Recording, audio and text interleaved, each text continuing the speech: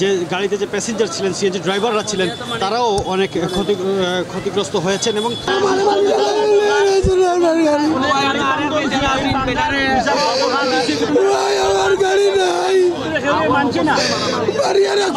গাড়িটা ঘুরাইতাম পারছি না ভাই, আমরা মারিয়া ধরিয়া আমরা কোনো অপরাধ করছি না, কিন্তু হয়েছে জানি না।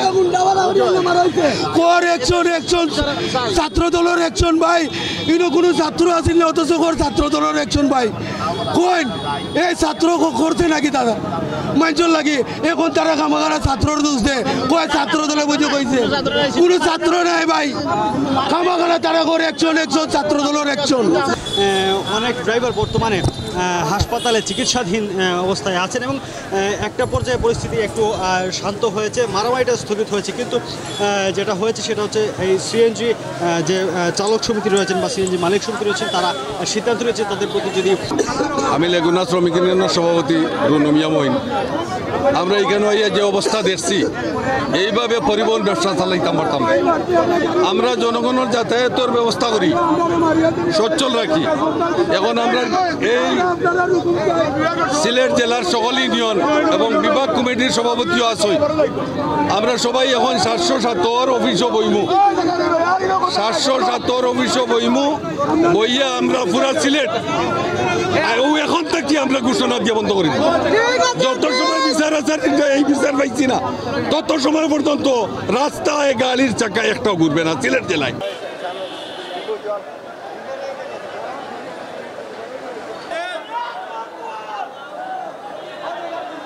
আমরা জনগণের সেবা দেই আর আমরা রাস্তাঘাটে মারবো, এইটাই যে বাধাকে আমরা বাদ দেবো বলা।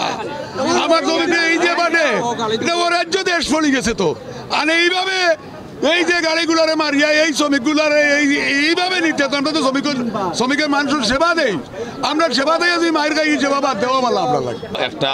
একজন সিএনজির চালক, সে তার প্যাসেঞ্জার নিয়ে সে সিটি মার্কেটের সামনে দাঁড়াইছে, দাঁড়ানোর পরে তার প্যাসেঞ্জারটা সিএনজি থেকে নামছে। ঠিক এই সময় তার বাড়া দেয় ড্রাইভার সাহেবরে। সিটি মার্কেটের ব্যবসায়ী একজনে ইয়া কইসেন যে সিএনজি সরাইবার লাগি, ড্রাইভার সাহেব কইছেন যে ভাই 1 মিনিট বাড়াটা লইলে আমি সরাইলেই আমি তো রিজার্ভ আইছি। তখন তারে এত বাড়ি মারি দিছেন, আইয়া লাঠি দি বাড়ি মারি দিছেন। একটা পর্যায়ে তর্কাতর্কি লাগিয়ে আইয়া ড্রাইভারের লগে তো লাগছেন আরও 2 জন গেছিল, জিকাই তো খিতা হইছে।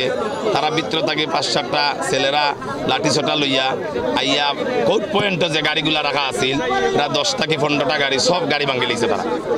আরও প্রায় 20-25টার উপরে গাড়ি ভাঙে লিছে। ড্রাইভার সাহেব 7-8 জন আহত করছে। এই যে একটা অন্যায় যে দোকানদার সাহেব করছেন, তাই আমরা পাইছি মানুষকে।